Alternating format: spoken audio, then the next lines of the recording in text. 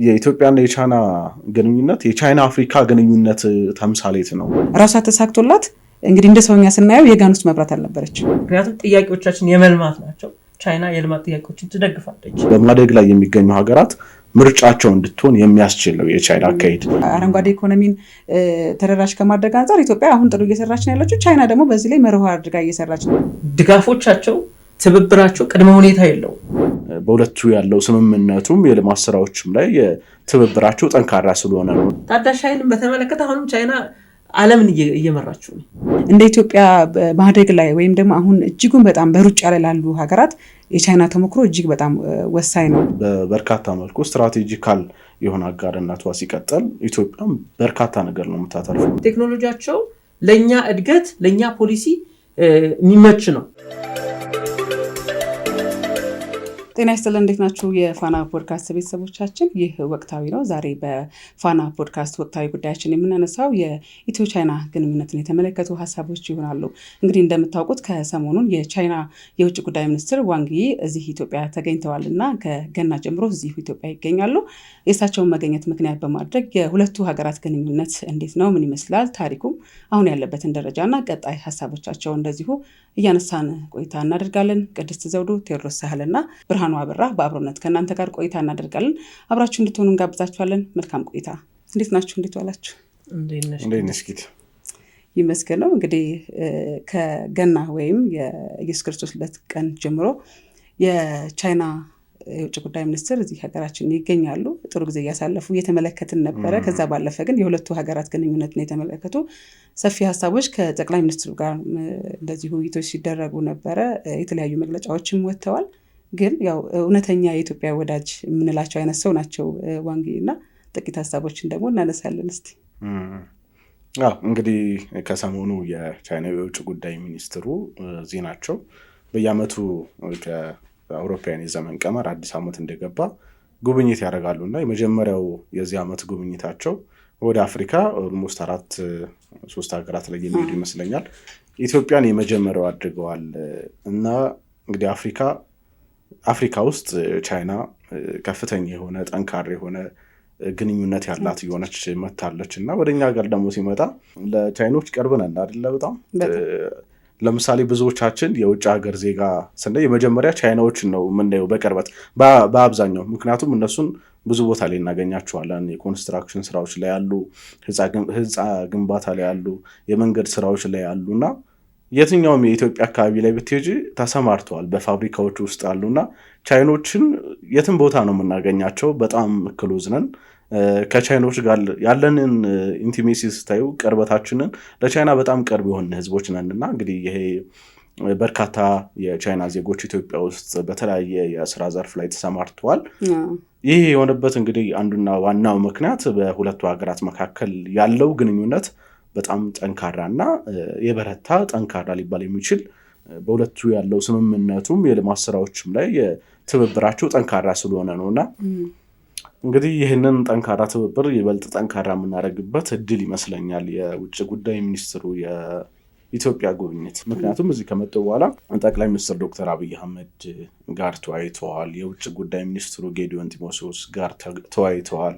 እዚሁ እግረ መንገዳቸውም ደግሞ ከአፍሪካ ህብረት ጋም በተገናኘ ግንኙነቱን ጠንካራ ለማድረግ የራሳቸውን ውይይት አድርጓል እና እሱን በዋናነት ወደኋላ እናነሳዋለን። ግን ያው እንደሚታወቀው የቻይናና የኢትዮጵያ ግንኙነት ኦልሞስት 5 ዓመታትን ያስቆጠረ ጠንካራ ነው።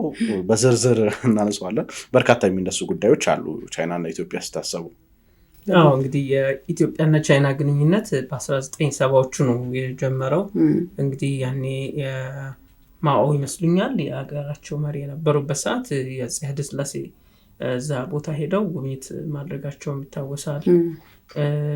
ከዛ በኋላ በአይዲዮሎጂም ተመሳሳይ ስለነበር በደርግ ስርዓት ጠንካራ የሆነ ግንኙነት ነበረን። እንግዲህ ከዛ የጀመረው ግንኙነታችን እንዲሁም በኢህአዴግ ዘመን በልማታዊ መንግስትም መርህ በብዙ ነገሮች ስለምንመሳሰል ከነሱም ጋር ለረጅም ጊዜ እንግዲህ በዘመናት መካከል አብረን ግንኙነታችን እየጠነከረ ትብብራችን እየተጠናከረ መጥቶ እዚህ ላይ ደርሷል እና ኢትዮጵያ ውስጥ እንግዲህ አሁን ብዙ ምናያቸው ትልልቅ የሚባሉ ፕሮጀክቶች ቻይናዎች አሻራ ያለበት ነው። እዚህ አዲስ አበባ ራሱ የቀለበት መንገድን ግንባታ እነሱ ናቸው። የቀላል የአዲስ አበባ ከተማ ባቡር ትራንስፖርት አገልግሎቱን እንደ ኢትዮ ጅቡቲ እንደገና አዲስ ሲገነባ በሰፊው ተሳትፏል እና በብዙ ቦታዎች ላይ የሁለቱን ሀገራት ታሪካዊ ግንኙነት እድሜውን በሚመጥን ደረጃ በብዙ መስክ ትብብራችን በጣም የተጠናከረ መጥቶ አሁን እንግዲህ በሁለትዮሹም ባለፈ በሌሎች መድረክም በብሪክስ ላይ ማባል እነሱ ማባል ናቸው። ዓለም አቀፍ የሆኑ ትብብሮች ላይ እንደገና ደግሞ ኢትዮጵያም የአፍሪካ ህብረት ዋና መቀመጫና ቀዳሚ መስራች በመሆኗ ኢትዮጵያ ውስጥ መጥተው በአዲሱ ዓመት በፈረንጆቹ አዲስ ዓመት ወይም ደግሞ በአውሮፓውያን አቆጣጠር አዲስ ዓመት አዲስ አበባ መጥተው ጉብኝት አድርገዋል። ይህም ለታሪኩ የሚመጥን ነው። ምክንያቱም እንግዲህ ከአፍሪካ ጋራ ቻይናና አፍሪካ ጠንካራ የሆነ ግንኙነት አላቸው። ዘርፈ ብዙ በኢኮኖሚ፣ በዲፕሎማሲ፣ በብዙ መስክ ቻይናዎች ከአፍሪካ ጋር ግንኙነት አላቸው። እንግዲህ አፍሪካ ሲመጡ ደግሞ መግቢያው በሩ ኢትዮጵያ ነች።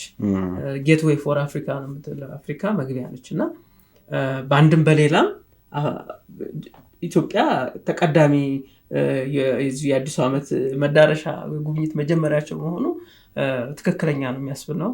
ስለዚህ ከአፍሪካ ህብረት ኮሚሽነር ጋራም ውይይት አድርገዋል በዚህ ጉዳይ እና የአፍሪካ ቻይና ትብብር ፎረም ስላለ በዚህ ጉዳዮች ላይ ብዙዎቹ ጉዳዮች ተነስተው ውይይት አድርገውባቸዋል። እንግዲህ ኢትዮጵያ መጥተው ቅድም እንዳልከው ከሀገሪቱ ከፍተኛ ባለስልጣኖች ጋር ቆይታ አድርገዋል።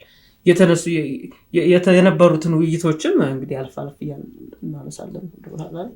ይህን ይመስላል የነበረውን ታሪክ የነበረንን ግንኙነት እጅግ በጣም የሚያጠናክሩ አይነት ሁኔታዎች ናቸው ያሉት። ባለፈው በተለይ ያለፉትን 15 ዓመታት ማለት ይቻላል የኢትዮ ቻይና ግንኙነት እጅጉን በጣም እየተጠናከረ መጥቶ አሁን ደግሞ ወደ ላቀ ስትራቴጂክ አጋርነት ነው የተሻገረው። በምንም አይነት ሁኔታ የማይናወጥ በምንም አይነት ሁኔታ የማይቆራረጥ ስትራቴጂክ አጋርነት ደረጃ ደርሰዋል። በተለያየ መልኩ ነው ይህ እንግዲህ የነበረውን ታሪክ አሁን ደግሞ በተለያየ መልኩ እየተጠናከረ መጥቷል እና የኢትዮ ቻይና ግንኙነት እጅጉን በጣም በላቀ ደረጃ እንዲሆን ያደረገው ደግሞ የሁለቱ አገራት ለማደግ ያላቸው የተነሳሽነት ሁኔታ ይመስለኛል። አንዱ ቻይናም ለኢትዮጵያ የምታደርገው ድጋፍ አጋርነቷ የምታሳየው በአብዛኛው ጊዜ የተለያዩ ድጋፎችን ስታደርግ በተለይ ዜጎችን በማፍራት ደረጃ ነው። አሁን እንግዲህ ከሰሞኑ ንግግር ካደረጉባቸው የቴክኖሎጂ ሽግግርን እንደዚሁም ደግሞ የሰው ኃይል ከማብቃት ጋር ተያይዞ ሌሎችም ከትምህርት ጋር ተያይዞ ያሉትን ነገሮች ስታዩ አሳውን የመስጠት ሳይሆን አሳ የመጥመድ አያያዙን የማሳየት ነገሮች ናቸው ከኢትዮ ቻይና ጋር ያለን ግንኙነት የበለጠ እያጠናከረ የመጣውና ከዚህ በፊት ሲደረጉ የነበሩት የሳተላይቱን ጊዜ ማየት እንችላለን። አሁን በኢትዮጵያውያን ነው እየተመራ የሚገኘው። መጀመሪያ ግን በአጋርነት ነበር ስንሰራቸው የነበሩት። ሌሎችንም ቆየት ብለን የምናነሳቸውን ሀሳቦችንም ጭምር እንደ ኢትዮጵያ ለእድገት የምንሰራቸውን የልማት ስራዎችንም ስንመለከት ኢትዮጵያውያን የተሳተፉበት የቻይና ድጋፍ ያለበት ግን ደግሞ ወደፊት ራሳችን እንድናራምደው የሚያደርጉ ስራዎችን በአጋርነት ከኛ ጋር ትሰራለች እና ይሄ ይመስለኛል ወደ ስትራቴጂክ አጋርነት እንዲመጣ ያደረገው። ይህ ደግሞ ቻይናን በራሷ ደግሞ ኢትዮጵያን እንደ አፍሪካ መግቢያ በር አድርጋ ነው የምትጠቀማት፣ መንጌቷ ናት እና ከሌሎች የአፍሪካ ሀገራት ተሰሚነቷ የምታጠናክረው በኢትዮጵያ በኩል። አሁን ደግሞ ብሪክስንም ብሬ አንስተዋል እና የዓለም አቀፍ አጋርነቷ ላይ ኢትዮጵያም አጋር እንደመሆኗ መጠን ድምጿ እንዲሰማ ወይም ደግሞ ተሰሚነቷ እንዲጠናከር ከማድረግ አንጻር ብዙ ስራዎችን በጋራ እየሰሩ ይገኛሉ። ቅድም ያልናቸው የዚህ የመንገድ በተለይ ኢትዮ ጅቡቲ መስመርን ሌሎች እንደዚህ የልማት ስራዎችን በመስራት ረገድ ቻይና ቀዳሚ የሀገር አጋራት ለኢትዮጵያ እና ብዙ ስራዎችን እንደ ሀገር ከቻይና ጋር መስራት ተችሏል። አሁን ደግሞ የበለጠ እስከ ህዝብ ለህዝብ ትስስር ድረስ የደረሰ ግንኙነትን መፍጠር እየተቻለ ይመስለኛል እና ያም ይመስለኛል አሁን የበለጠ ወደ ስትራቴጂክ አጋርነት ወደ ላቀ ደረጃ እንዲደርስ ያስቻለው። የውጭ ጉዳይ ሚኒስትሩም ወደዚህ ሲመጡ እነዚህን ነገሮች ለማጠናከርም የበለጠ ተጨማሪ እቅዶችን ለማቀደም እንዲመች ተደርጎ ነው። እቅዶችን ወደ መጨረሻ ስለምናነሳቸው ነው እና ይህን ለማጠናከር የሚያስችሉ በጣም የቆየ ትስስር አለን። ከኢኮኖሚ አንጻር፣ ከገንዘብ ድጋፍ አንጻር፣ የፋይናንስ ድጋፎችን፣ የብድር ማሸጋሸጎች ጋር ተያይዞ ከኢትዮጵያ ጋር በጣም ብዙ ስራዎች የተሰራ ነው። ከትምህርት ጋር ተያይዞ በጣም በርካታ ኢትዮጵያውያን ወደ ቻይና እየሄዱ የትምህርት እድል እያገኙ ነው። እንደገና ደግሞ በኢትዮጵያ ውስጥም ቻይንኛ ትምህርት እየተሰጠ ይገኛል አይደለ? ይሄ አንዱ እርስ በርስ ያለንን ግንኙነት እንድናጠናክርና በተሻለ መንገድ እንድናድግ የሚያስችል ጥሩ አብሮ የመጓዝ ሂደት ነው ብዬ አስባለሁ። እንግዲህ በኢኮኖሚያቸው ጠንካራ የሚባሉ ሀገራት፣ ያደጉ የበለጸጉ ሊባሉ የሚችሉ ሀገራት ከአፍሪካ ጋር የራሳቸውን የሆነ ትብብር የመፍጠር ወዳጅነታቸውን የማጠናከር ፍላጎት አላቸው። ግን ከሌሎቹ ላቅ ባለ ሁኔታ ቻይና ይሄ የተሳካላት ይመስላል። በተለይ አፍሪካ ውስጥ አሁን ያላት የልማት ስራዎች፣ አሁን ያላት እንቅስቃሴ፣ አሁን ያላትን ወዳጅነት ስናይ ትንሽ ጠንከር ያለ ነው። ይሄ ከምን አንጻር ነው ሊሆን የቻለው ብሎ ማንሳቱ ተገቢ ይመስለኛል። አንደኛ የቻይና መንገድ ኪዳንችም ስታነሽ እንደነበረው እደግ አድጋለሁ ነው ነገርየው። አብረን እንደግ ነው። የጋራ የሆነ ነገር አለን፣ በእኩልነት እንስራ፣ በእኩልነት እንጠቀም፣ አብረን እንቀየር፣ አብረን እንበልጽግ ነው አካሄዱ። መንገዱ በማደግ ላይ የሚገኙ ሀገራት ምርጫቸው እንድትሆን የሚያስችል ነው የቻይና አካሄድ። ለዛም ይመስለኛል አሁን አፍሪካ ውስጥ በርካታ የልማት ስራዎችን የምሰራው እና አፍሪካ ውስጥም ደግሞ የራሷ ፕሮግራም አላት አይደለ? ሮድ ኤንድ ቤልት ኢኒሼቲቭ የሚባለው። ስለዚህ እነዚህ ፕሮግራሞች ለአፍሪካ በማደግ ላይ ለሚገኙ ሀገራት ትልቅ አስተዋጽኦ ስላለው ነው። ይህንን ደግሞ ቻይና ያላትን ግንኙነት ለማጠናከር ሲነሳ እንደነበረው በኢትዮጵያ በኩል መሄዱ ቀላል ይሆንላታል። ለዚህም ይመስለኛል በርካታ በማደግ ላይ የሚገኙ ሀገራት ከቻይና ጋር ትብብር ማድረግ፣ ግንኙነታቸውን ማጠናከር የሚፈልጉት። እንግዲህ ቻይና አሁን ወደ ኢትዮጵያ ሚኒስትሩ ሲመጡ በርካታ ሀሳቦች ተነስተዋል። በሁለቱ ሀገራት መካከል የጋራ መግለጫም አውጥተዋል አይደለ? በእነዚህ መግለጫዎችም ላይ በተለይ የአፍሪካና የቻይና አፍሪካ ግንኙነትን የሚመለከት ሀሳብ ተነስቶበታል። እሱም ደግሞ አንዱ የውይይቱ አካል የነበረ ነው። ምክንያቱም ከዚህ በፊት የቻይና አፍሪካ ጉባኤ በቤጂንግ ተካሂዷል አይደለ? እዛ ላይ የተነሱ ሀሳቦች አሉ። በርካታ ሀሳቦች፣ በርካታ የልማት ስራዎች፣ የታቀዱ እቅዶች አሉ። ስለዚህ እነሱን ኢምፕሊመንት ለማድረግ ወደ ተግባር ለማምጣት በገሃድ ለመግለጥ ስራዎች ያስፈልጋሉ እና እነዚህም ስራዎች ላይ በቀጣይ ሁለቱ ሀገራት በምን መልኩ መስራት አለባቸው የሚለውንም ደግሞ የተነጋገሩበት። እንደው ምን ይባላል የኢትዮጵያና የቻይና ግንኙነት የቻይና አፍሪካ ግንኙነት ተምሳሌት ነው፣ የእሱ ምሳሌ ነው ይባላል። ምክንያቱም ቻይና ከአፍሪካ ጋር የሚኖራትን ግንኙነት፣ የሚኖራትን ወዳጅነት፣ የሚኖራትን የልማት ስራዎች ከኢትዮጵያ ጋር ተገበረች ማለት ኢንዳይሬክትሊ ከአፍሪካ ጋር ለምን ማሳያ ይሆናል። ኢትዮጵያ አብዛኛው አሁን እኮ ኢትዮጵያ እንደውም ብዙ ዓለም አቀፍ መድረኮች ላይ ፓንአፍሪካኒስት ናች። የአፍሪካ ድምፅ እየሆነች ነው። የአፍሪካን አጀንዳዎች ይዛ እየወጣች ነው። የአፍሪካን ችግሮች እያሰማች ነው ለዓለም። የአፍሪካ ድምፅ እየሆነች ነው ካል፣ ስለዚህ ከአፍሪካ ጋር ወዳጅ መሆን ከፈለግሽ የመጀመሪያው ከኢትዮጵያ ጋር ወዳጅ መሆን አለብሽ ነው። ይህን ስትራቴጂ ቻይና ትከተላለች። አሁንም ያየነው እሱ ነው። ስለዚህ በዚህ መርህ ነው እንግዲህ ቻይናዎቹ ከኢትዮጵያ ጋር ያላቸውን ግንኙነት እየተንቀሳቀሱም እያስቀጠሉም ያለው በዚህ መርህ ነው። እንግዲህ ላለፉት 50 ዓመታት እኮ ስናይ የማይናወጥ ሆኖ ቀጣይነት ባለው መልኩ በሁኔታዎች የማይቀየር ነው አይደለ? ግንኙነታችን እድገትና እድገት ላይ መሰረት ላይ ያረገ ዊዛውት ኤኒ ፖለቲካል ኢንተርቬንሽን የለውም፣ ጣልቃ ገብነት የለውም፣ ቅድመ ሁኔታ የለውም፣ አሳሪ ነገሮች ብዙ የለውም። እንቀየር ተቀየሩ ነው። በጋራ እናልማ፣ በጋራ እንስራ፣ በጋራ እንጠቀም፣ እናንተም ታድጋላችሁ እኛም እናድጋለን ነው። ለዚህም ነው የቻይና አካሄድ ለአብዛኛው ራሳቸውን ለማሳደግ ጥረት ለሚያደርጉ ሀገራት ተመራጭ ሆነ የቻይና ፖሊሲና በዛ መነጽር የሚታይ ነው ብዬ አስባለሁ። የኢትዮጵያና የቻይና ወዳጅነት፣ የኢትዮጵያና የአፍሪካ ወዳጅነት በዚህ መነጽር የሚታይ ነው ብዬ አስባለሁ። ጥሩ ብሬ ያነሳውን ሀሳብ ላይ ትንሽ ሁለት ነገሮች ጨምርበትና ወደሚቀጥለው እንሄዳለን እና አጠቃላይ የቻይና አፍሪካ ግንኙነት ጠንካራ የሆነው ወይም ደግሞ ጥሩ የሆነው ሲታይ ሁለቱም አህጉራት የሚፈልጓቸው ነገሮች አሉ። አንዱ ጥንካሬ ለአንዱ ክፍተት መሙያ የሚሆን ነገር አለ። አሁን ቻይናን ስናይ 50 ዓመት የነበራቸው ኢኮኖሚ ይታወቃል። በአጭር ጊዜ ነው እንግዲህ ኢኮኖሚያቸው በፍጥነት በዚህ አሁን በዓለም ቁጥር 1 ከሚባሉት ኢኮኖሚ እድገት ውስጥ የደረሰችው ያ ተሞክሮ ለአፍሪካ ያስፈልጋታል። እንዴት አደጉ ሲባል ብዙ ነገሮችን ማንሳት እንችላለን። የመሰረተ ልማት ግንባታ አንዱ ነው። የሌላው የቴክኖሎጂ ሽግግራቸው ፍጥነቱ እና ሌሎች በአገራቸው አገር በቀል በሆኑ ጉዳዮች አካሄዶች ነው። አሁን እኛ አሁን እየተከተልን ያለው ነገር አይነት ነው የሄዱት እና አፍሪካ ምንድን ነበር ጉድለቷ? የመሰረተ ልማት ችግር አለ። አፍሪካ ውስጥ ብዙ ቦታዎች የመንገዶች ያስፈልጋሉ፣ ፋብሪካዎች ያስፈልጋሉ፣ የአውሮፕላን ማረፊያ ያስፈልጋሉ። አፍሪካ ብዙ የተፈጥሮ ሀብት አላት ገና ያልተነካ። ያንን ነገር ጥቅም ላይ ለማልማት ምን ያስፈልጋል? መሰረተ ልማት ያስፈልጋል። መሰረተ ልማትን በመገንባት ረገድ ልምድ ያላት ደግሞ ቻይና ነች። ፈጣን የሆነ እድገት ነው ያላት።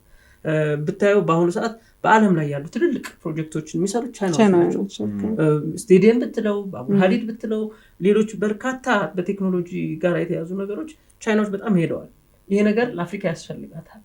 ለዚህም ነው አሁን በእኛ ጋር እንኳ ስንመጣ ቅድም ያልኩ የኢትዮ ጅቡቲ ባቡር ሀዲድ ግንባታውን እነሱ ናቸው። እንደገና ከናይሮቢ ሞምባሳ ያለውን ባቡር ሀዲድ ገንብተዋል። የወደብ ልማት፣ የአውሮፕላን ማረፊያ፣ ቅድም እንዳልኩ ስቴዲየሞች፣ የማምረቻ ኢንዱስትሪ ዞኖችን በመገንባት አፍሪካ ይሄ የሚያስፈልጋት ነገር ነው። ቻይና ይሄ ልምዱ አላት። ስለዚህ አብረው የሚሰሩበት ነው። አሁን ቅድም ቤልት ኤንድ ሮድ ኢኒሺዬቲቭ አንዱ የመሰረተ ልማት ግንባታ ነው። ይሄ በመንገድ እና በተለያዩ የመጓጓዣ ዘርፎች በተለይም በወደብ ረገድ ኮኔክቲቪቲ መፍጠር ነው፣ ማስተሳሰር ነው ዋናው ነገር እና ይህንን ስራ ቻይና በደንብ እንትን ብላበታለች፣ ተክናበታለች። ልምዱ አላት፣ ቴክኖሎጂ አላት። ይህን ሽግግር ለአፍሪካ ያስፈልጋታል። አፍሪካ ውስጥ መጥተው ይህን እየሰሩ ከኢትዮጵያም ጋር ባለው ነገር ስናየው ኢትዮጵያ አሁን በብዙ ኢንዱስትሪ ፓርኮቿን በማልማት ደረጃ የቻይና ኢንቨስተሮች አሉ። በነገራችን ላይ ቀጥተኛ የውጭ ኢንቨስትመንትን ስናይ ኢትዮጵያ ውስጥ ቁጥር 1 የሚቀመጡት የቻይና ኩባንያዎች ናቸው። በብዛት እየሰሩ ያሉት እነሱ ናቸው። በንግድም ዘርፍ ስናየው ቻይና ከቀረጽ ነፃ የሆነ የንግድ ማበረታቻዎች አሏት ለአፍሪካ ምርቶች። እንግዲህ በአሁኑ ሰዓት እንደሚታወቀው በአለም ላይ የታሪፍ ጦርነት የተነሳበት ወቅት ነው።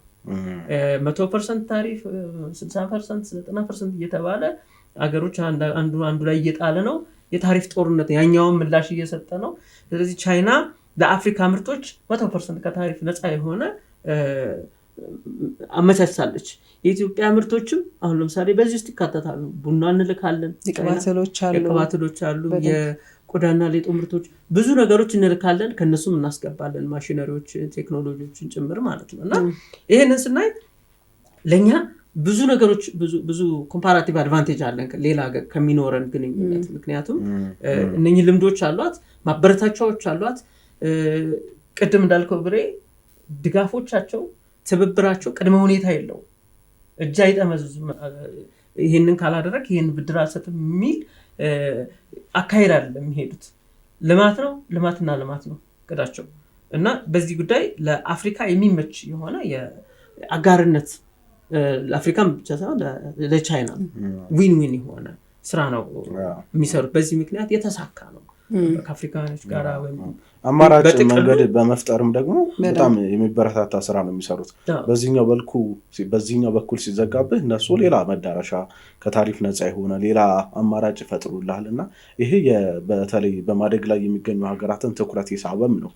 ነገራችን ላይ እሱ ነው እንግዲህ አንዱ አማራጭ ፋይናንስ ዓለም አቀፍ የፋይናንስ ስርዓቱ ብዙ ቅድመ ሁኔታዎች አሉበት ነው። ስለዚህ ቻይና የምትሰጣቸው ብድሮች የረጅም ጊዜ በዝቅተኛ የወለድ መጠን ብድር ትሰጣለች፣ ድጋፍ ታደርጋለች እና አማራጭ የፋይናንስ ምንጭ የሆነች ነው ቻይና። በሌሎችም በዓለም አቀፍ ባለብዙ ወገን መድረኮች ለምሳሌ ብሪክስ በዛም አባል ስለሆኑ ብሪክስ ላይ ባለው የአባልነት ሚናቸው ከፍተኛ ነው። ንግዳቸውም በትሪሊየን ዶላር የሚቆጠር ነው የቻይና እና የብሪክስ። እነዚህ ነገሮች ለኢትዮጵያ ብሎም ለአፍሪካ በጣም በከፍተኛ ሁኔታ አጋዥና ትልቅ ጉልበት የሚሆኑ ናቸው። ጥቂት ማጠናከሪያ ሀሳብ ለመጨመር የልምድን ጉዳይ ስላነሳ ለአፍሪካ ከቻይና የበለጠ በተሻለ መልኩ ልምድ ልትጋራበት የምትችልበት ሀገር አለ ብዬ አላስብም። እንደምን ለአፍሪካ ኢትዮጵያም ለዛ ይመስለኛል የበለጠ ወዳጅነት ውስጥ በዚህ መልኩ እንዲገባ የተቻለው እና የልምድን ጉዳይ ስናነሳ ቻይና ባለፉት ከ50 ዓመት በፊት ምን ነበረች የሚለውን አንስተ ነበር ትሄድ አይደለ? ምን ነበረች፣ ዛሬ የት ናት? ህልም በሚመስል መልኩ ነው በዚህ 50 ዓመት ውስጥ ትልቅ ለውጥ ያመጣችው እና እንደ ኢትዮጵያ ማደግ ላይ ወይም ደግሞ አሁን እጅጉን በጣም በሩጫ ላይ ላሉ ሀገራት የቻይና ተሞክሮ እጅግ በጣም ወሳኝ ነው። አንዱ የሚመጡ እንደ ሀገር የሚወጡ ስትራቴጂ ፖሊሲዎችን ሌሎችንም ተቀብሎ የመተግበር ነገር መታየት አለበት ብዬ አስባለሁ። ቻይና ለምን ተሳካላት ወደ አፍሪካም ለመምጣት እሷ ራሱ ለማደግ የሚለውን በሁለት መልኩ ማየት እንችላለን። ራሷ ተሳክቶላት እንግዲህ እንደ ሰውኛ ስናየው የጋን ውስጥ መብራት አልነበረች። ሰው እንደዛ አይደል የምንለው እውቀቱን ለማንም የማያሻግር ሲሆን የጋን ውስጥ መብራት ሆኖ ነው የሚቀረው። ራሷ ብቻዋን አድጋ የብቻ ተጠቃሚነትን ብቻ አይደለም መርሆን እየተገበረች ያለችው እና አውጥታ ወደ አፍሪካም ወደ ሌሎች ሀገራትም እያደረሰች ትገኛለች እና ይህንን ስታመጣ ኢትዮጵያም ተቀብላ መቀበል የምችለው በራስ በሀገር አካሄድ መሰረት ተቀብለ መተግበር ማደግ በምችልበት መልኩ ትቀበላለ።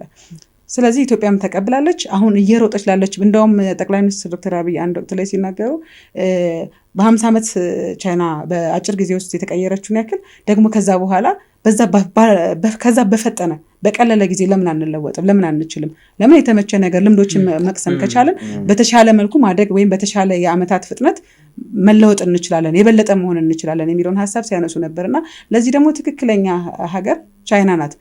ዜጎች ተቀብለው ይህንን ስትራቴጂ ፖሊሲ ተቀብለው መተግበር ከቻሉ ልክ ለምሳሌ አሁን የመደመር እሳቤ ማየት እንችላለን አይደለ? ለመቀየር ሀገር ለማሳደግ የመጡ እሳቤዎችን እንደዚህ ጋር ተቀብለን ተግባር ላይ ማዋል ከቻለን እየመጡልን ያሉ ቴክኖሎጂዎችን እየመጡ ያሉ እድሎችን እየመጡ ያሉ የፋይናንስ የቴክኖሎጂ ሌሎችንም አጠቃላይ ግብአቶች መጠቀም ከቻልን ማደግ የማንችልበት ምንም ምክንያት እንደሌለ ማሳያ ሀገር ናት እና አሁንም እያየን ያለነው ነገር ይሄ ይመስለኛል። የእርስ በርስ የንግድ ልውውጣችንንም እንዳነሳ ነው ገቢ ወጪያችንን ስንመለከት ካለፉት ዓመታት በተሻለ መልኩ ፐርሰንቱ እየጨመረ ነው የመጣው። አሁን ደግሞ በዚህ ውይይታቸው ላይ በተለይ የታዳሽ ኃይልን ቻይና እንግዲህ አሁን ቀዳሚ እንደመሆኗ መጠን በዓለም ላይ ይህን ታዳሽ ኃይል ግሪን ወይም አረንጓዴ ኢኮኖሚን ተግባራዊ በማድረግ ረገድ ኢትዮጵያን ተመልከቱ። እንግዲህ ግሪን ኢኮኖሚ ወይም አረንጓዴ ኢኮኖሚን ተደራሽ ከማድረግ አንጻር ኢትዮጵያ አሁን ጥሩ እየሰራች ነው ያለችው። ቻይና ደግሞ በዚህ ላይ መርሆ አድርጋ እየሰራች ነው የምትገኘው። ስለዚህ ታዳሽ ኃይል በፊትም ቢሆን ባሉን የታዳሽ ኃይል ወይም የኃይል አቅርቦቶቻችን ላይ ለእኛም ተጠቅመን ለሌላ ሀገራትም ጭምር መትረፍ የምንችልበትን ኃይል እንድናቋቁም እና ተግባራዊ እንድናደርግ ቻይና የራሷ አገዛ ነበራት። አሁንም የበለጠ ደግሞ ታዳሽ ኃይል ላይ እየተሰራ ያለውን ስራ በማጠናከር ረገድ የትናንቱም ወይም ከሰሞኑ ያለው ውይይት ላይ ይሄ አንዱ ነው። ኢኮሜርስን ማንሳት እንችላለን። እንደ ኢኮሜርስ ያሉ በተለይ 2030 ዲጂታል 2030 ኢትዮጵያን ለማሳካት አንዱ እገዛ የቻይና ነው።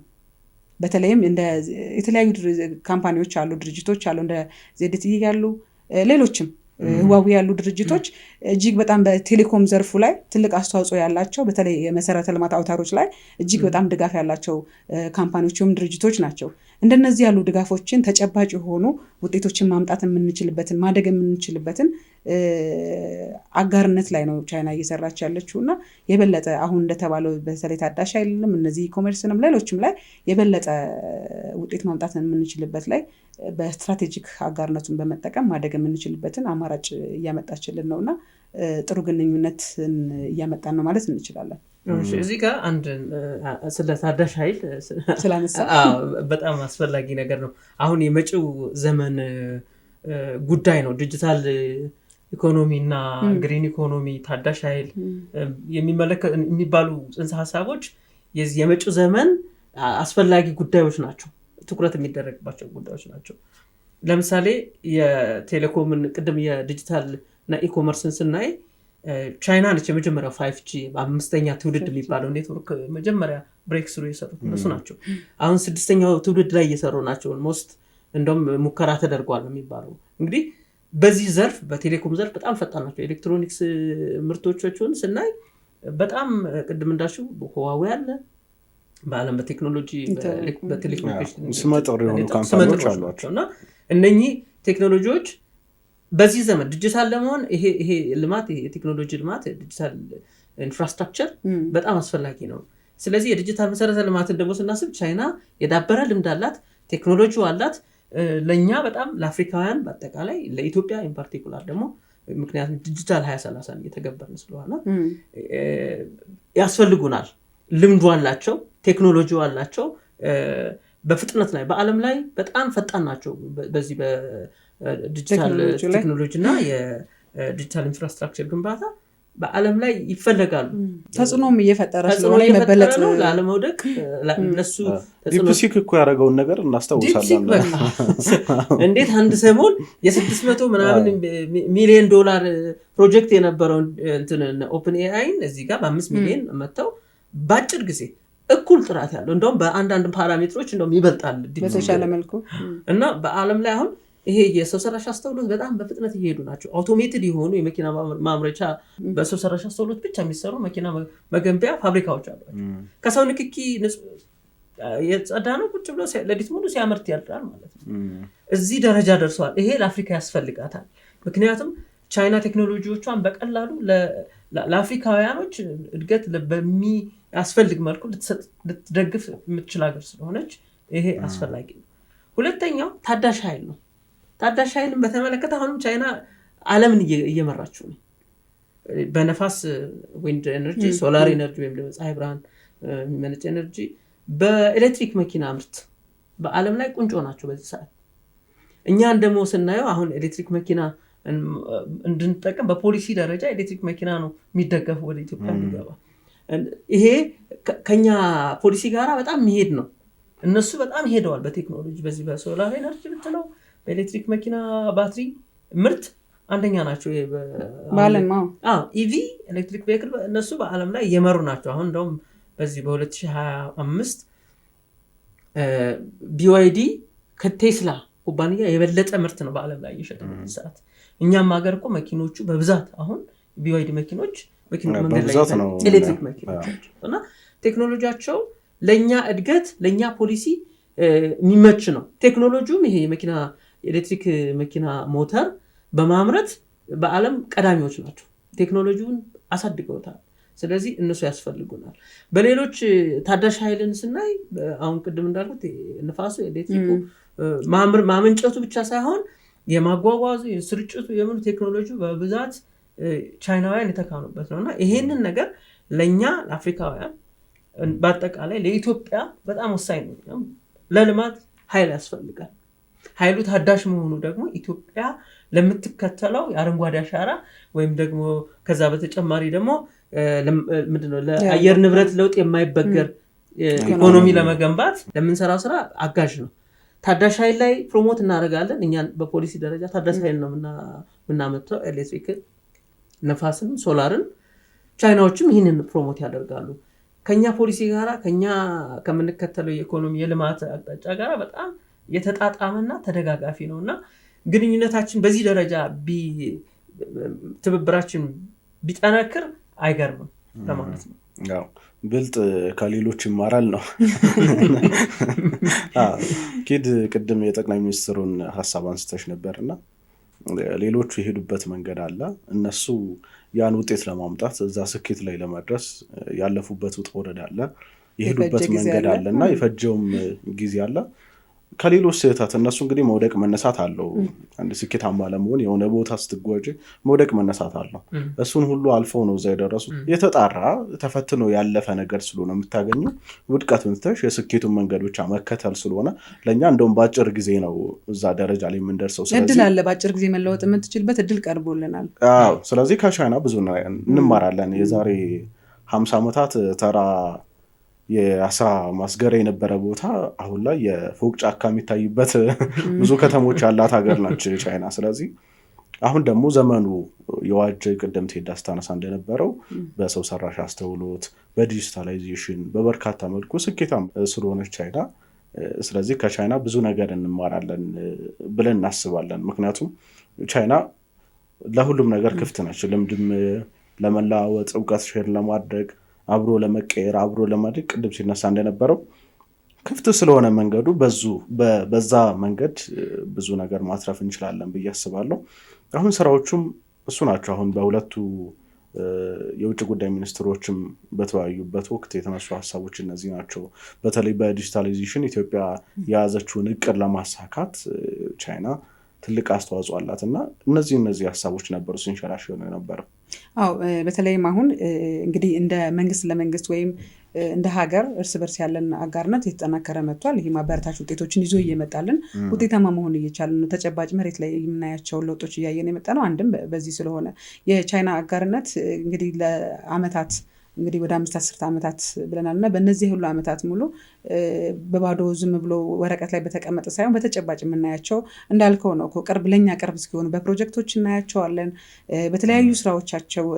አሁን ደግሞ ኢንዱስትሪ ፓርክ እንደውም በአንድ ጊዜ አንድ ወቅት ላይ ኢንዱስትሪ ፓርኮች በተለያዩ አካባቢ ላይ ሲገነቡ የምናያቸው የነበሩ ቻይናውያን ከግንባታ ባሻገር ባለሀብቶች ሀብታቸውን ፈሰስ እያደረጉ ኢንቨስትመንቱም ላይ ማምረቱም ላይ ገብተው እየታዩ ነው። እየታዩን ብቻ አለም ሌሎች ደግሞ ኢትዮጵያውያንም በዚህ ላይ ምርቱ ላይም ግንባታው ላይም ሁሉም ዘርፍ ላይ እንዲበቁ እያስቻሉ ነው። ይሄ ትልቅ ነገር ነው። ቀጥሎ ደግሞ አሁን ያለንበት አጋርነት ደረጃ ደርሰናል እና ስለዚህ አሁን ደግሞ እንግዲህ እንደ መንግስትም በሁለቱም ሀገራት መካከል አሁን እያደረጉበት እንዳለውን ንግግር የተለያዩ የህዝብ ለህዝብ ትስስርን ከመፍጠር አንጻር ስራዎች እንደሚሰሩ እየተነገሩ ነው እና ይሄ እንደው ምን ይጠቅማል የሚለውን ነገር በጥቂቱ ብናነሳ እንኳን አንድ ያለፈው ዓመት ጀምሮ እየተደረገ ያለው የባህል የኪነ ጥበብ ቡድን ወደ ቻይና ሄዶ የተለያዩ የሀገራችንን ባህል እሴት ወግ ሊያሳዩ የሚችሉ ስራዎችን እየሰራ እያሳየ ነው።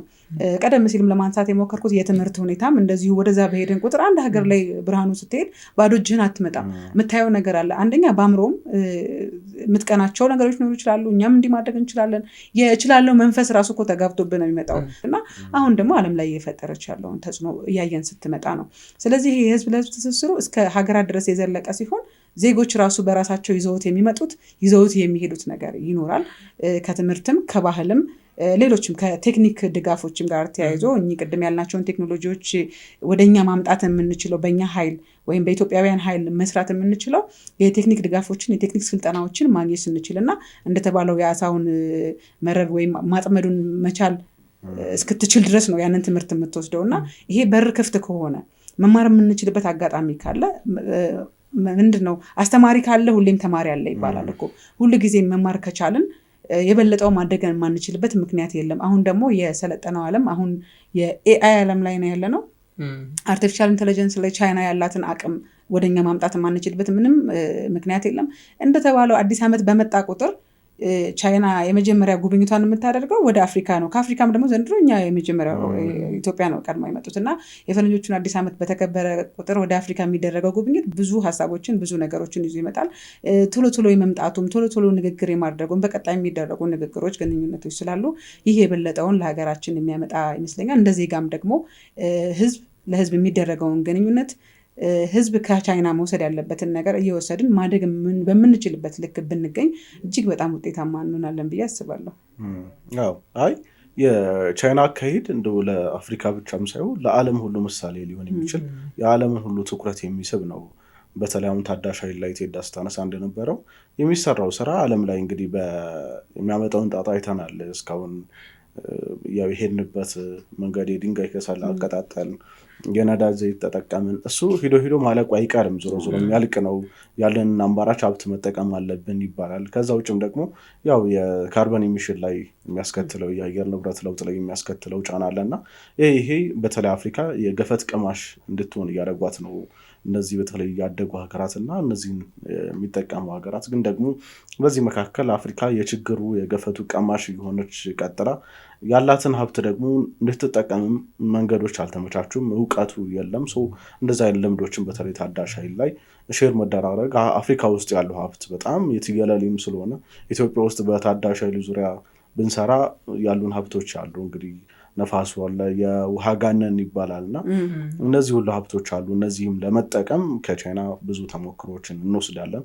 ስለዚህ ቻይና ለኢትዮጵያ በበርካታ መልኩ ስትራቴጂካል የሆነ አጋርነቷ ሲቀጥል ኢትዮጵያም በርካታ ነገር ነው የምታተርፈው እና የሁለቱ ሀገራት ግንኙነት በዛ መልኩ የሚታይ ነው። ከዛ ውጭ እንግዲህ በተለይ የውጭ ጉዳይ ሚኒስትሩ ዋንጊ እና የኢትዮጵያ የውጭ ጉዳይ ሚኒስትር በተወያዩበት ወቅት ከተነሱት ሀሳቦች መካከል አንዱ ሌላውና ዋናው ነገር የባህር በር ጉዳይ ነው። ኢትዮጵያ የባህር በር እንድታገኝ አማራጮችን እንደምደግፍ፣ በእርግጥ የኢትዮጵያ እንግዲህ የባህር በር ጥያቄ በበርካታ ሀገራት ድጋፍ እያገኘ መሆኑ ይታወቃል። ምክንያቱም ኢትዮጵያ በተለይ በምስራቅ አፍሪካ ቀጠና ውስጥ በርካታ ኃላፊነቶችን የምትወጣ ቀጠናው የተረጋጋ እንዲሆን በርካታ ስራዎችን የምትሰራ ሀገር መሆኗ ይታወቃል።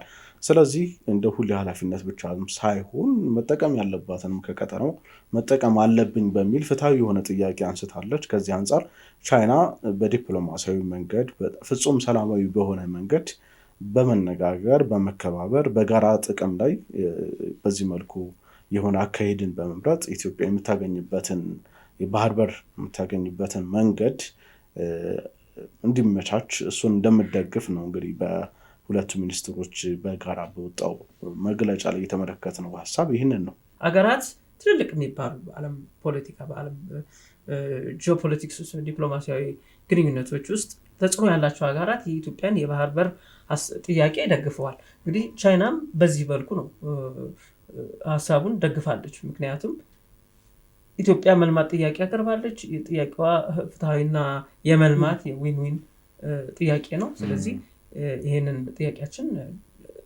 ድጋፍ አግኝቷል በብዙ ተጽዕኖ መፍጠር በሚችሉ ሀገሮች።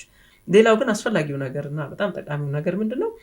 ቻይና በዓለም መድረክ ያላት ተጽዕኖ በተለይ በዲፕሎማሲያዊ ግንኙነት ያላት ተጽዕኖ በጣም እየጎላ መጥቷል። በተባበሩት መንግስታት ድርጅትም ብንለው በብሪክስ ፕላስም ብንለው እንደዚሁም በሌሎች ብሎኮች ቡድን 20 ብንለው የቻይና ተጽዕኖ በጣም እየጎላ መጥቷል እና የኢትዮጵያን አጀንዳዎች የኢትዮጵያን ጥያቄዎች በዓለም መድረክ ድጋፍ የምታደርግልን አስተማማኝ አጋር ነች ማለት ነው። ምክንያቱም ጥያቄዎቻችን የመልማት ናቸው። ቻይና የልማት ጥያቄዎችን ትደግፋለች። በአንድም በሌላም መልኩ ኢትዮጵያና የአፍሪካ አጀንዳዎች በዓለም አቀፍ መድረክ እንዲሰሙ ድጋፍ ታደርጋለች። የቻይና አቅም ተጽዕኖ መፍጠር ለእኛ በሚጠቅም መልኩ ያግዘናል ማለት ነው። ተደማጭነት የሚታወቅ ተደማጭነቷ ይታወቃል። ስለዚህ የአፍሪካን ጥያቄ የኢትዮጵያን ጥያቄ ይህን በተመለከተ ድጋፍ ያደርጋሉ። አቅም አላቸው፣ ተጽዕኖ ማድረግ ይችላሉ እና የቻይና አቅም ቀላል የሚባል አይደለም እና ትልቅ የሆነ የዲፕሎማሲ አቅም ይፈጥርልናል የቻይና ድጋፍ በየትኛውም መድረክ ማለት ነው፣ የባህር በሩን ጨምሮ።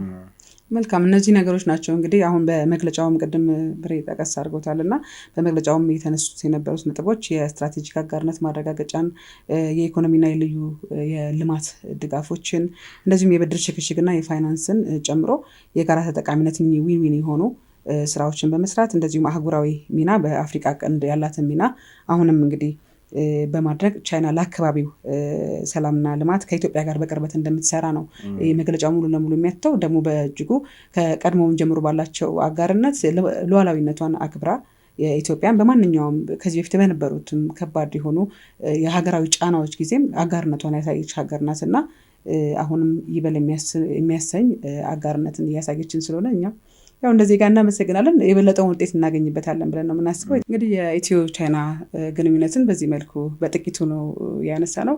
የተከበራችሁ የፋና ፖድካስት ቤተሰቦቻችን ዛሬ በወቅታዊ ፕሮግራማችን የኢትዮ ቻይና ግንኙነት አሁን ያለበትን ከታሪኩ ጀምሮ ለማንሳት ሞክረናል። የቻይና የውጭ ጉዳይ ሚኒስትር ዋንግ ይ እዚህ ኢትዮጵያ እንደመገኘታቸው መጠን እነዚህን ሀሳቦች አንስተናል። እናንተም አብራችሁን ስለነበራችሁ ከልብ እናመሰግናለን።